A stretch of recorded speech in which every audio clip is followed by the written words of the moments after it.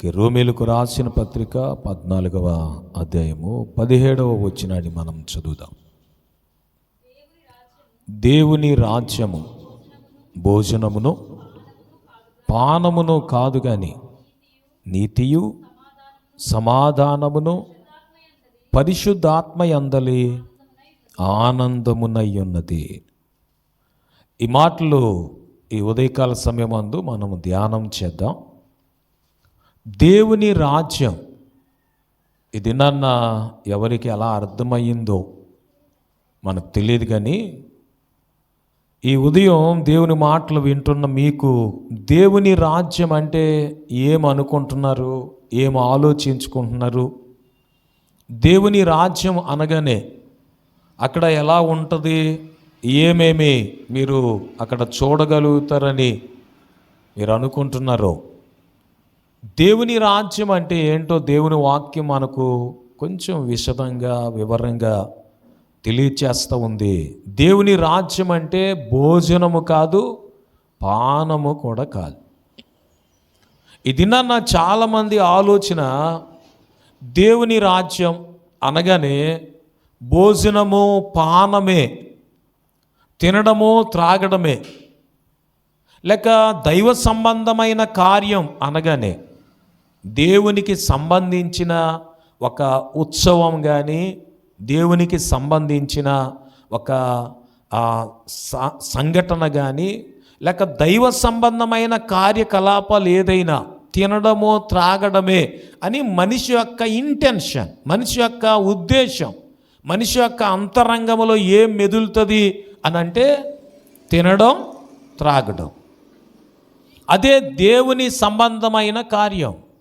లోకములో ఎక్కడ చూసినా ఇది దేవునికి సంబంధించింది లేక దైవ సంబంధమైన కార్యం, ఇది దైవ సంబంధమైన ఉత్సవం ఇది అని అనుకుంటూ అందులో మీకు ప్రాముఖ్యంగా కనిపించేది వినిపించేది ఏంటనంటే తినడము త్రాగడమే. లోకమలా ఆలోచించుకుంటూ లోకమలా అనుసరిస్తూ లోకము అదే ఊహించుకుంటూ దేవుని రాజ్యాన్ని భోజనముతోనూ పానముతోనూ కాలం గడిపేస్తుంది. కానీ దేవుని వాక్యం అంటుంది దేవుని రాజ్యం అంటే కేవలం తినడం త్రాగడం కాదు. తిండి అవసరం లేదా మనిషికి? చాలా అవసరం. స్తోత్రం చెప్పాలి. మన సంఘం ప్రారంభపు దినాల్లో అది ఏ కార్యక్రమం అయినా ఆహారానికి కానీ లేక ఆహారం పంచిపెట్టడం అనే దానికి కానీ ఎక్కువ ప్రాధాన్యత ఇచ్చేవారం కాదు. ఆ ప్రారంభపు దినాల్లో పండుగ కదండి, మందిరానికి చాలామంది వస్తారు కదండి, వారికి వెళ్ళేటప్పుడు తినడానికి ఏది ఇవ్వకపోతే బాగోదండి అని మొదలుపెట్టిన కార్యాన్ని ఈ ఉదయమందు నేను మీకు జ్ఞాపకం చేస్తాను. కానీ దేవుని రాజ్యం అది కాదు అని బైబిల్ చెప్తోంది. స్తోత్రం హల్లెలూయా. దేవుని మందిరానికి వస్తే, దేవుని దగ్గరకు వస్తే ఏదైనా ఇవ్వాలి. మీరు వీధుల్లో వాడల్లో లేకపోతే ఆయా ప్రాంతాల్లో చూస్తే వీధిలోనికి దేవుడు అని అనుకుంటూ తీసుకుని వచ్చినప్పుడు ప్రజలకు పంచటానికి ఏదోటి కావాలని, ప్రజలకు పంచేది ఏదోటి ఉంటుందని మనుషులకు ఇదే అలవాటు అయిపోయింది. కానీ దేవుని వాక్యం చెప్తున్న అద్భుతమైన సంగతి ఏంటనంటే దేవుని రాజ్యం అంటే తినడం త్రాగడం కాదు. స్తోత్రం హల్లెలూయా. మనుషులు తినడంలో త్రాగడంలో ఎక్కువగా ఆనందిస్తారు, ఆనందించగలరు. వారి ఆనందం అంతా తినడంలో త్రాగడంలోనే వెతుక్కుంటారు. అందుకనే ఆయా సమయాల్లో ఆయా సందర్భాల్లో గార్డెన్ పార్టీ అనో లేక కిట్టి పార్టీ అనో లేకపోతే ఇంకా ఏదొక కారణం చెప్పి ఏదొక పేరు చెప్పి మనుషులు తినడానికి త్రాగడానికి ఎక్కువ కోరుకోవటం అనేది లోకములో మీరు చూస్తారు. మరి బైబిల్ ఏం చెప్తుంది? లోకానికి మీకు కొంచెం అయినా డిఫరెన్స్ ఉండాలి. స్తోత్రం చెప్పాలి. లోకం ఒకవేళ దేవుని రాజ్యం, దైవ సంబంధమైన కార్యం, లేక దేవునికి సంబంధించిన ఉత్సవం, ఇది మహోత్సవం అని పేరు పెట్టుకొని దానిలో ప్రాధాన్యముగా, ప్రధానంగా, ప్రాముఖ్యమైనదిగా మనుషులకు పంచి ఇచ్చే ఆహారాన్ని, పానీయాన్ని ఒకవేళ ముందు పెడతారేమో. కానీ దేవుని సన్నిధానంలో దేవుని వాక్యమును వింటున్నా, నేర్చుకుంటున్న నీవు దాన్ని ప్రధానంగా ఎంచొద్దు, ప్రాముఖ్యంగా ఆలోచించొద్దు. దానికి మించిన ప్రాముఖ్యత మరొక సంగతికి ఉంది, అది నువ్వు నేర్చుకోవాలి. స్తోత్రం చెప్పాలి మంచిగా. ఎందుకు దేవుని రాజ్యం అంటే ఏంటి అని అడిగితే, ఇక్కడ మనం చదివిన వచనం, లేఖనం, వాక్య భాగం చెప్తుంది, నీతి, సమాధానము, పరిశుద్ధాత్మయందలి ఆనందం. స్తోత్రం చెప్పాలి మంచిగా. దేవుని రాజ్యం అంటే నీతి. దేవుని రాజ్యం మన మధ్యకు వచ్చింది లేక దిగి వచ్చింది అని ఒకవేళ ఎప్పుడైనా చెప్పాల్సి వస్తే, మనుషులు నీతిగా బ్రతకటం ఎప్పుడైతే నేర్చుకున్నారో, నీతిగా బ్రతకటానికి తమ జీవితాన్ని ఎప్పుడైతే సమర్పణ చేసుకున్నారో, నీతి అనే మైమరువు ఎప్పుడైతే తొడుక్కున్నారో, అప్పుడు వారు దేవుని రాజ్యానికి సమీపంగా ఉన్నట్టు. స్తోత్రం చెప్దామా మంచిగా. దేనికి సమీపంగా ఉన్నట్టు? దేవుని రాజ్యానికి వారు సమీపంగా ఉన్నట్టు. నీతి అనేదానికి, భక్తి అనేదానికి సంబంధమే లేని ఒకవేళ ఆధ్యాత్మిక జీవితం, ఆత్మీయ జీవితం నీకుంటే, దేవుని రాజ్యానికి నీకు సంబంధం లేని ఒక ఆత్మీయ జీవితాన్ని నువ్వు జీవిస్తున్నావని అర్థం. అందుకే ఎఫెసీయులకు రాస్తూ పౌలు గారు చెప్పిన మాట ఏంటనంటే, నీతిని, భక్తిని వెంటాడమని చెప్తారు ఆయన. ఒకసారి ఆ మాట మనం చదివి చూద్దాం. ఎఫెసీయులకు రాసిన పత్రిక 4వ అధ్యాయం 22, 23, 24 వచనాలు ఒకసారి చదివి చూద్దాం. కావున మునుపటి ప్రవర్తన విషయములోనైతే మోసకరమైన దురాశల వలన చెడిపోయే మీ ప్రాచీన స్వభావాన్ని వదులుకొని మీ చిత్తవృత్తి యందు నూతన పరచబడిన వారై నీతియు యథార్థమైన భక్తియు గలవారై దేవుని పోలికగా సృష్టించబడిన నవీన స్వభావాన్ని ధరించుకోండి అని పౌలు గారు చెప్తున్నారు. స్తోత్రం హల్లెలూయా. మునుపటి ప్రవర్తన విషయంలోనైతే చెడిపోయే మీ ప్రాచీన స్వభావం మీరు వదిలేయాలి అని చెప్తుంది. ప్రాచీన స్వభావాన్ని, మిమ్ములను చెడగొట్టే ఆ స్వభావాన్ని, ఆ గుణాన్ని, మిమ్ములను చెరిపివేసే ఏ కార్యాన్నైనా మీరు వదిలివేయకుండా దేవుని రాజ్యానికి సమీపంగా, దేవుని రాజ్య వారసులుగా, దేవుని రాజ్య సంబంధులుగా బ్రతకటం అనేది మరి ఎంతవరకు సాధ్యమో ఆలోచించుకోవాలి. అందుకనే మునుపటి ప్రవర్తనలో మోసకరమైన దురాశలు ఉన్నాయేమో, మిమ్మలను చెరిపివేసే ప్రాచీన స్వభావం ఉందేమో, ఆ స్వభావం అంతా మీరు వదిలేసి మీ చిత్తవృత్తిలో నూతన పరచబడాలని బైబిల్ చెప్తుంది. స్తోత్రం హల్లెలూయా. అందుకే ఒక దినాన ధర్మశాస్త్రాన్ని ఉపదేశించే ఒక ధర్మశాస్త్రోపదేశకుడు యేసు ప్రభు దగ్గరకు వచ్చి ఏమన్నారనంటే, దేవుని రాజ్యానికి నేను వారసుని అవ్వాలంటే ఏం చేయమంటారని అడిగాడు. మీరు యోహాను సువార్త 3వ అధ్యాయం మొదటి నుంచి చదువుతుంటే మాటలు మీకు కనిపిస్తాయి. యేసు ప్రభు దగ్గరకు వచ్చి ఆయన అడుగుతున్నప్పుడు యేసు ప్రభు ఏం చెప్పారనంటే, ఒకడు క్రొత్తగా జన్మిస్తేనే కానీ దేవుని రాజ్యములో ప్రవేశించలేడని చెప్పాడు. ఈ ధర్మశాస్త్రోపదేశకుడు అప్పటికే వృద్ధుడైపోయాడు, ముసలితనంలో ఉన్నాడు. ఈ ధర్మశాస్త్రాన్ని ఉపదేశిస్తున్న అతనికే అర్థం కాని సంగతి ఏంటనంటే క్రొత్తగా జన్మించటం అంటే ఏంటో అని. అప్పుడు అడుగుతున్నాడు, ముసలివాడైన వ్యక్తి తల్లి గర్భములోనికి మరలా ప్రవేశించి మరలా జన్మించగలడా అని అడుగుతున్నాడు. అయితే నా ప్రభు ఏం చెప్పాడనంటే, క్రొత్తగా జన్మించటం అంటే మరలా తల్లి గర్భములోనికి వెళ్ళి మరలా జన్మించటం కాదు. నీ చిత్తవృత్తి యందు నువ్వు నూతన పరచబడ్డం, నూతనంగా నువ్వు మారిపోవటం, ఆ పాత స్వభావాన్ని, ప్రాచీన స్వభావాన్ని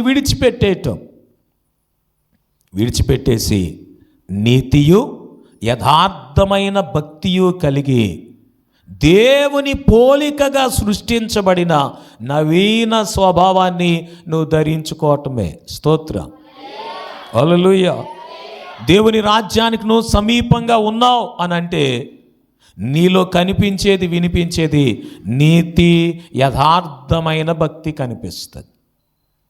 ఏ వ్యక్తిలోనైనా నీతి యథార్థమైన భక్తి కనిపించకుండా, నీతి అనే మైమరువు వారు తొడుక్కోకుండా, నీతికి వారికి అసలు పొంతనే లేకుండా, పొత్తే లేకుండా, నీతికి వారికి సంబంధమే లేకుండా నేను దేవుని రాజ్యములో ప్రవేశించటానికి సిద్ధంగా ఉన్నానంటే మీరు అతని మాటలు వినేసి నవ్వుకునేవారిగానే ఉండాలి. స్తోత్రం, హల్లెలూయా.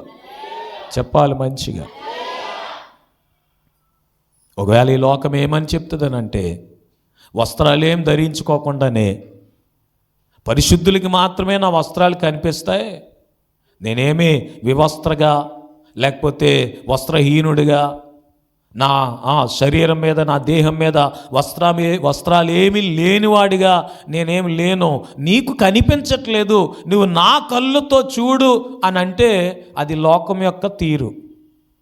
కానీ బైబిల్ అర్థం కనుక ప్రతి ఒక్కరిని వారు ఎలా ఉన్నారో వారున్న పరిస్థితిని స్పష్టంగా, బహు వివరంగా, విశదంగా చూపిస్తుంది. స్తోత్రం, హల్లెలూయా. దేవుని రాజ్యం అంటే ఏంటి అని ఒకవేళ మీరు ఆలోచించడం మొదలు పెడితే మొదటిగా అది నీతి. స్తోత్రం, మంచిగా చెప్దాం హల్లెలూయా. రెండోది అక్కడ మనం చదివాము సమాధానం. ఏంటంట? సమాధానం. అందుకే మత్తయి సువార్త 5వ అధ్యాయం మనము 9వ వచనాన్ని చదువుతుంటే, సమాధాన పరిచేవారు ధన్యులు, వారు దేవుని కుమారులు అనబడతారని చెప్తుంది బైబిల్. దేవుని రాజ్యములో సమాధానం ఉంటుంది. సమాధానం గలవారే దేవుని కుమారులుగా పిలువబడతారు. సమాధాన పరిచేవారే దేవుని కుమారులుగా పిలువబడతారు. వాళ్ళే దేవుని పిల్లలు. స్తోత్రం, చెప్తాం మంచిగా హల్లెలూయా. అందుకే కొరింథీయులకు రాసిన పత్రికలో పౌలు గారు ఏమన్నారనంటే, దేవుని సంఘములన్నిటిలోనూ దేవుడు సమాధానమునకే కర్త గాని అల్లరికి అయినా కర్త కాడు గనుక మీరు ఏం చేసినా సమస్తము క్రమముగాను మర్యాదగాను జరగనివ్వండి అని చెప్పాడు ఆయన. స్తోత్రం, చెప్దామా మంచిగా ఆయన ఏంటంట? ఒకసారి ఆ మాటలు మనం చదివి చూద్దాం. కొరింథీయులకు రాసిన మొదటి పత్రిక 14వ అధ్యాయం 33వ వచనాన్ని చదువుతున్నాం. అలాగే పరిశుద్ధుల సంఘములన్నిటిలో దేవుడు సమాధానమునకే కర్త గాని అల్లరికి కర్త కాడు. దేవుని రాజ్యం అంటేనే సమాధానం. ఈ సమాధానం మొట్టమొదట నీ హృదయంలో ఉండాలి. స్తోత్రం, చెప్పాలి మంచిగా. హృదయంలో సమాధానం లేకుండా నీవు నీ ఇంటి వారితో కానీ, సంఘముతో కానీ, సమాజముతో కానీ, నీ ఇరుగు పొరుగు వారితో కానీ సమాధానముగా ఉండలేవు. కొన్నిసార్లు నీ హృదయంలో సమాధానం లేని పరిస్థితులను బట్టి చివరికి దేవునితో కూడా నువ్వు సమాధానంగా ఉండలేకపోతున్నావు. దేవునితో ఏదో శత్రువుగా, విరోధ భావంతో, దేవుని అంటే అంత ఇష్టము లేని అయిష్టంతో చాలా కష్టంగా దేవునితో నువ్వు కాలం గడపాల్సి వస్తుంది. స్తోత్రం చెప్పాలి మంచిగా. నిజంగానే దేవుని రాజ్యానికి నువ్వు సంబంధించిన వ్యక్తివైతే, దేవుని రాజ్యానికి సమీపంగా నువ్వు బ్రతుకుతూ ఉంటే, ఇంకా చెప్పాలంటే దేవుని రాజ్య సంబంధిగా దేవుని రాజ్యములో ఉన్న వ్యక్తిగా నీవు ఉంటే దేవునితో నీకు చాలా సమాధానం ఉంటుంది. దేవుడు అంటే నీకు విరోధం కానీ అయిష్టత కానీ ఆయన సన్నిధిలో కష్టంతో కానీ నువ్వు కొంచెం కూడా బ్రతకలేవు. స్తోత్రం చెప్దామా మంచిగా. ఆయనతో నీవు సమాధానంగా సమాధాన సంబంధంగా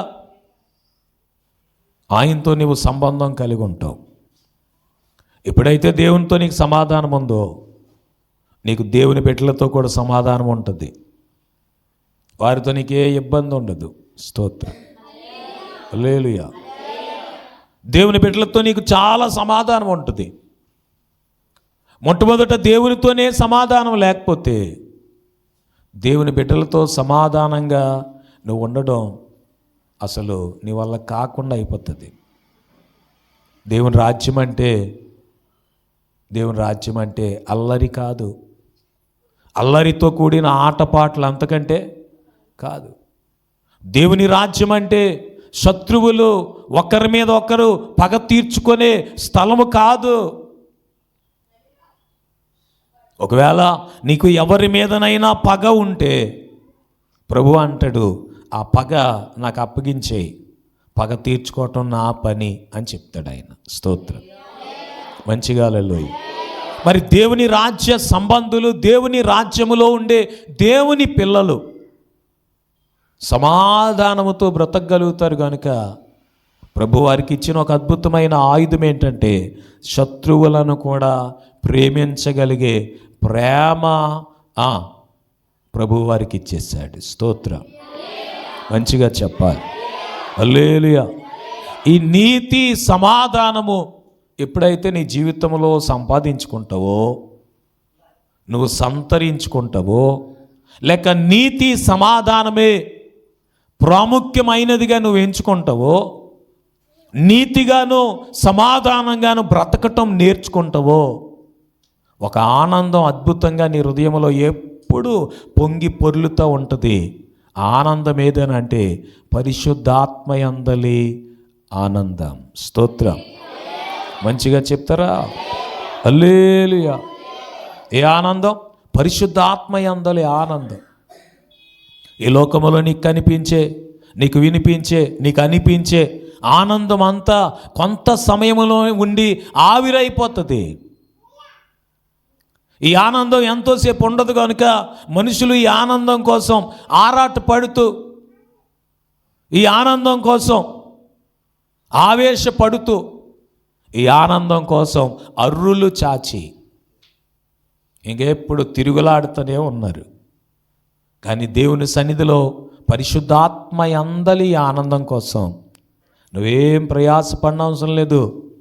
నువ్వు దేవుని రాజ్య సంబంధిగా జీవిస్తున్నప్పుడు నా దేవుడు నీ హృదయం నిండా పరిశుద్ధాత్మ ద్వారా వచ్చే ఆనందాన్ని నింపేస్తాడు. స్తోత్రం మంచిగా చెప్తావా హల్లెలూయా.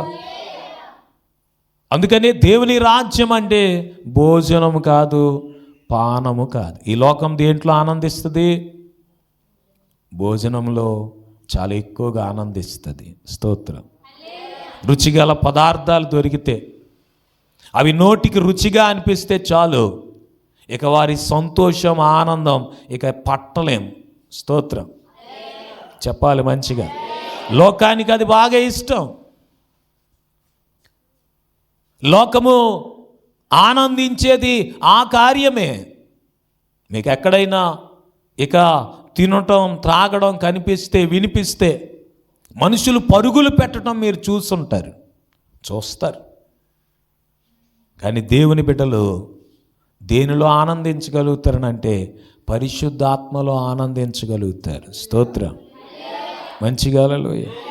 ఎందుకంటే వారి నిరీక్షణ ఈ లోకం మట్టుకు మాత్రమే కాదు, ఈ జీవితకాలం మట్టుకే కాదు, ఈ జీవితం, ఈ బ్రతుకు ఉన్నంత వరకు అవసరమైన వాటిని ప్రభు ద్వారా వారు పొందుతారే కానీ వారి నిరీక్షణ అంతా పరలోక రాజ్యమే. స్తోత్రం. దేవుని రాజ్యమే. అందుకనే పరిశుద్ధాత్మ ద్వారా వచ్చే ఆనందాన్ని వారు కోరుతూ వారి నిరీక్షణ దేని కొరకైతే కలిగి ఉన్నారో ఆ నిరీక్షణ వారిని సిగ్గుపరచనంతగా వారి దేవునిలో ఆనందించగలుగుతారు. స్తోత్రం. హల్లెలూయా. అందుకే పౌలు గారు రోమీయులకు రాసిన పత్రికలో 5వ అధ్యాయంలో ఆయన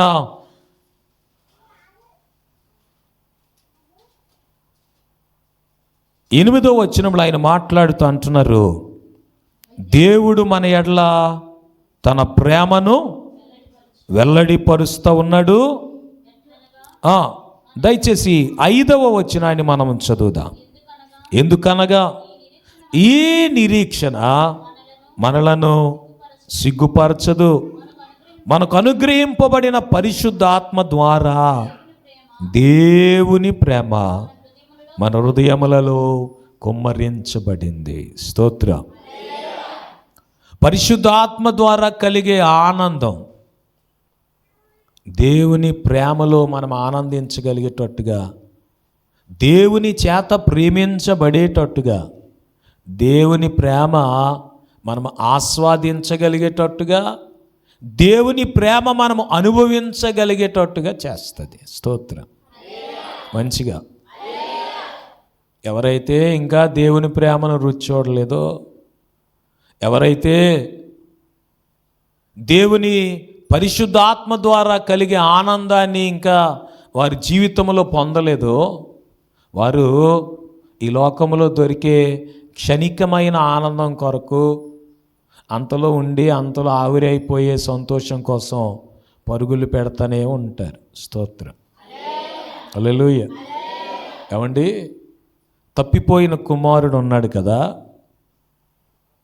తండ్రి దగ్గర నుంచి తనకు రావలసినదంతా తీసుకొని తండ్రికి చాలా దూరంగా వెళ్ళిపోయి తనకున్న ఆస్తినంతా పాడు చేసేసుకొని తినడానికి ఆహారం కూడా లేని పరిస్థితికి వచ్చేసి ఆకలితో చచ్చిపోయే పరిస్థితుల్లో ఉన్నాడు కనుక పందులు తినే పొట్టు కోసం ఆ పందులు మేపే అతని దగ్గరికి వెళ్ళిపోయాడంట. ఈ లోకం క్షణికమైన ఆనందం కొరకు ఎందుకు పరుగులు పెడుతుందని అంటే వారికి పరిశుద్ధాత్మ యందలి ఆనందం ఏదో తెలియదు. పరిశుద్ధాత్మ యందలి ఆనందాన్ని వారు పొందలేదు. పరిశుద్ధాత్మ యందలి ఆనందం, దేవుని రాజ్యం వారు రుచి చూడలేదు. అందుకే మనుషులు తినని, మనుషులు అసలు ఆనందించలేని, మనుషులకు సంబంధం లేని పందులు తినే పొట్టుతో సమానమైన ఆనందంలో ఆనందాన్ని వెతుక్కొని చివరికి అదే దేవుని రాజ్యం అనుకొని దేవుని రాజ్యానికి సంబంధం లేని కార్యాలు కలాపాలలో వారు కాలం గడుపుతూ ఉన్నారు. దేవుని బిడ్డవు కదా, మరి నువ్వు ఎందులో కాలం గడుపుతున్నావు? నీ జీవితాన్ని ఎలా జీవించగలుగుతున్నావు? దేవుని రాజ్యానికి నీకు ఏమైనా సంబంధం ఉందా? పరిశుద్ధాత్మ అంటే ఏంటో నీకు అర్థమైందా? పరిశుద్ధాత్మ దేవుని ద్వారా కలిగే ఆనందం ఎప్పుడైనా అనుభూతి చెందావా? ఆనందం నీ హృదయంలో ఉందా, లేకపోతే ఎలా ఉంటుందో తెలియదని ఇంకా ఇంకా అనిపిస్తూనే ఉందా?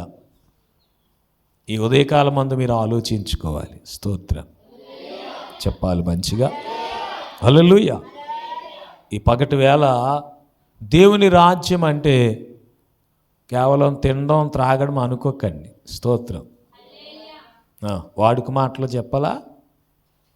పండగ అంటే స్తోత్రం. పండగ అంటే ఏంటది? నేను చెప్పే పండగ ఈ పండగ కదే. ఏ పండగ అయిపోయినాయిగా పండగలు. హల్లెలూయా. ఏం లేకపోతే ఎలా పాస్టర్ గారు? ఇవి లేకుండా ఇవి ఉన్న ఉపయోగం లేదండి. ఏం లేకుండా నీ పండగలో ఏముండాలంటే నీతి ఉండాలి. స్తోత్రం. ఏముండాలి? విచ్చలవిడితనం ఉండకూడదు, అల్లరి ఉండకూడదు, వాక్యానికి సంబంధం లేని కార్యాలు ఉండకూడదు, దేవునితో సంబంధం లేని జీవితం ఉండకూడదు. నీతిని, యథార్థమైన భక్తిని నీ జీవితంలో పండగలు జరుగుతూ ఉండగా, సంవత్సరాలు జరిగిపోతుండగా, రోజులు గడుస్తూ ఉండగా నీ జీవితంలో నువ్వు సంపాదించుకోవాలి, సంతరించుకోవాలి, ధరించుకోవాలి. చివరికి నీకు ఒక నూతనమైన స్వభావం వచ్చేయాలి. ఆ స్వభావం ఎవరి స్వభావం అయి ఉండాలంటే దేవుని స్వభావమై ఉండాలి. స్తోత్రం, హల్లెలూయా. ఏ స్వభావమై ఉండాలి? దేవుని స్వభావమై ఉండాలి. ఆయన సమాధానమునకే కర్త. నువ్వు ఎక్కడైనా ఉంటే సమాధానమునకే కారణంగా ఉండాలి, కానీ ఇద్దరి మధ్యలో కలహానికి కారణంగా ఉండకూడదు. స్తోత్రం చెప్పాలి. కొంతమంది పిల్లలు ఉంటారా, అమ్మ నాన్నకి గొడవలు ఇట్టేస్తారు. ఎవరికి? మీరు అలాంటి వాళ్ళు అయ్యి ఉంటే కనుక మారిపోండి. స్తోత్రం. అమ్మ నాన్నకి ఏమెట్టేస్తారు?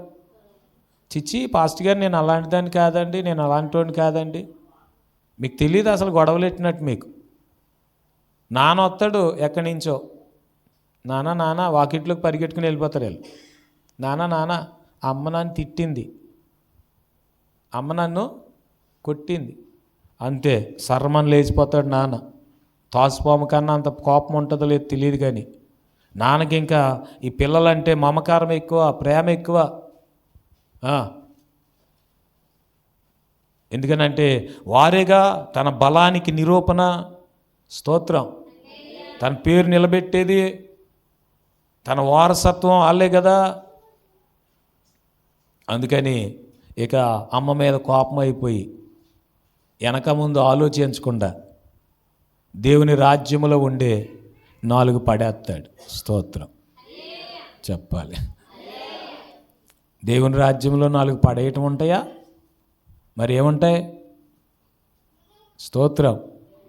సమాధానం ఉంటుంది. అనండి ఒకసారి, ఏముంటుంది? సమాధానం.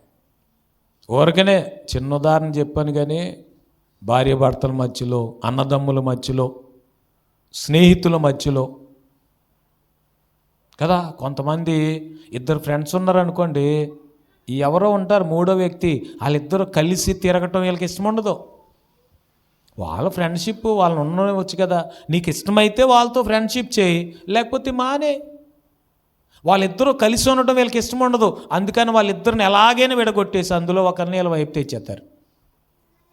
అది ఎవరి స్వభావం అని అంటే దేవుని స్వభావం అయితే కాదు. స్తోత్రం చెప్పాలి. బైబిల్ అంటది సత్యమైతే మనుషులందరితో నువ్వు ఎలాగుండాలి కదా. కొంతమంది స్వభావం ఏంటనంటే వీళ్ళకి తెలిసిన వీళ్ళతో మాట్లాడే వాళ్ళు ఇంకొకరితో మాట్లాడితే ఇష్టం ఉండదు. ఏంటి ఈ మధ్యన వాళ్ళతో కలిసి తిరుగుతున్నావు అంటే అర్థం ఏంటనంటే ఎక్కువ నాతో మాట్లాడతలేదు, ఎక్కువ వాళ్ళతోనే నువ్వు మాట్లాడుతున్నావు. అది లోకం యొక్క తీరు. దేవుని బిడ్డలలో అది ఉండకూడదు. సమాధానం ఉండాలని దేవుని వాక్యం మనకు నేర్పిస్తుంది. స్తోత్రం చెప్దామా మంచిగా? ఏంటంట? ఏముండాలి? సమాధానం ఉండాలి. సంఘములో ఉన్న ప్రతి ఒక్కరితో నీకు సమాధానం ఉండాలి. వాళ్ళ ఇంటికైతే ప్రార్థనకు రాను పాస్టర్ గారు అంటున్నారు ఒకళ్ళు. ఎవరింటికైతే రారంట? వాళ్ళ ఇంటికైతే రారంట. వాళ్ళతో నేను మాట్లాడతలేదండి. ఏమైంది? ఒకరి మీద ఒకరు బాంబులు ఇసురుకున్నారా? లేదా నీ బాంబులు వాళ్ళు పట్టుకెళ్ళిపోయారా? స్తోత్రం. ఎందుకు వచ్చింది నీకు వాళ్ళకి మధ్యలో సమాధానం లేని కారణం? దేవుని రాజ్యం, దేవుని రాజ్య సంబంధం అంటే సమాధానం. స్తోత్రం. పరిశుద్ధాత్మ యందలి ఆనందం. దేవుని బిడ్డవై ఉండి సంవత్సరాల తరబడి దేవుని సన్నిధిలో కాలం గడుపుతూ ఉండి పరిశుద్ధాత్మలో ఆనందించడానికి బదులు ఏదో తినడములో త్రాగడములో మాత్రమే ఆనందించగలుగుతూ ఉంటే, ఈ సంవత్సరం మా చర్చిలో ఏం లేదండి, ఏం లేదు, బిర్యానీ లేదనంట. ఎవరో చెప్తున్నారు నాతో, ఏం లేదు. అప్పుడు నేనన్నాను, మా చర్చిలో 2 సార్లు బిర్యానీ అండి. స్తోత్రం. మా వాళ్ళు చాలా డెవలప్ అయిపోయారండి. అటువంటి వాళ్ళకి చెప్తే, అమ్మ బాబోయ్ మీ చర్చిలో 2 సార్లు బిర్యానీ అనండి, మాకు చెప్పొచ్చు కదండి అన్నాడు ఒక ఆయన. దేనికి? బిర్యానీకి. ప్రారంభంలో మనం 25వ తారీఖు ఏమి ఉండేది కాదు, కేవలం అప్పట్లో కూడా మనం అసలు ఇది మనకు సంబంధం లేని కార్యం అన్నట్టు చేస్తూ ఉంటే, మన సంఘంలో ఒకరు ఓ ఫ్యామిలీ, పాస్టర్ గారు మేము మరి వచ్చిన వాళ్ళకి ఏదైనా పంచితే బాగుంటుంది, ఎంతమంది వస్తారని అడిగి వారు ప్యాకెట్లు పంచడం ప్రారంభించారు. అప్పుడు ఓ పాస్టర్ గారు నాతో, ఏంటి ఈరోజు మీ చర్చిలో అని అంటే, ఏముండదండి మేము మామూలు కార్యక్రమం కూటం జరిగించుకుంటాం, ఒకరు ప్యాకెట్లు ఇస్తారు అందరికీ పంచిపెట్టేస్తాం అని అంటే, మీ చర్చిలో ఏం లేదా? అయితే మా చర్చికి రండి. మా చర్చిలో ఒకరు, ఊరిలో ఒకరు, చర్చిలో వాళ్ళు కూడా కాదంట, ఊరిలో ఒకరు మరి మంచిగా దాన్ని తయారు చేయడానికి పలానా దగ్గర నుంచి రప్పించాం. ఎక్కడి నుంచి రప్పించాం? అతను అసలు ఎంత సూపర్గా వండుతాడంటే, పండగ అంటే ఏంటి వాళ్ళ ఉద్దేశం? భోజనం పానమే. ఈ భోజనం లేకపోతే, పానం లేకపోతే ఇక వాళ్ళకి ఏమి లేనట్టనంటే ఏమీ లేనట్టే. వాక్యం లేకపోతే, ప్రార్థన లేకపోతే, భక్తి లేకపోతే, నీతిగా బ్రతకకపోతే, ఎవరితోనైనా సమాధానం లేకపోతే అసలు వాళ్ళకి అది అంత అవసరం లేదన్నట్టే. అది తర్వాత సంగతి. అసలు దాని గురించి ఆలోచనే ఉండదండి మనుషులకి. స్తోత్రం. దేవుని బిడ్డలైన మీరు, దేవుని రాజ్యం అంటే, దేవుని సంబంధమైన జీవితం అని అంటే, మీరు ఎప్పుడు చెక్ చేసుకోవాల్సిన విషయం ఏంటంటే, నీతి ఉందా, భక్తి ఉందా, ప్రార్థన ఉందా, సమాధానం ఉందా, దేవునిలో నాకు సంతోషం ఉందా, దేవునితో నాకు సంబంధం ఉందా, నేను ఆనందించేది దేంట్లో? ఇలా నువ్వు ఆలోచించుకున్న రోజున దేవుని రాజ్యానికి వెళ్ళే దారిలో నువ్వు ఉన్నావని నీకు అర్థం చేసుకోవాలి. స్తోత్రం. హల్లెలూయా. ఏ దారిలో ఉన్నావని? నువ్వు సరి అయిన దారిలోనే ఉన్నావని నువ్వు అర్థం చేసుకోవాలి. స్తోత్రం. వీటిని గురించే ఆలోచించకుండా, వీటితో నీకు సంబంధం లేకుండా, అసలు వాటికి నీకు ఆమడ దూరం ఉండి మధ్యలో బోల్డంత గ్యాప్,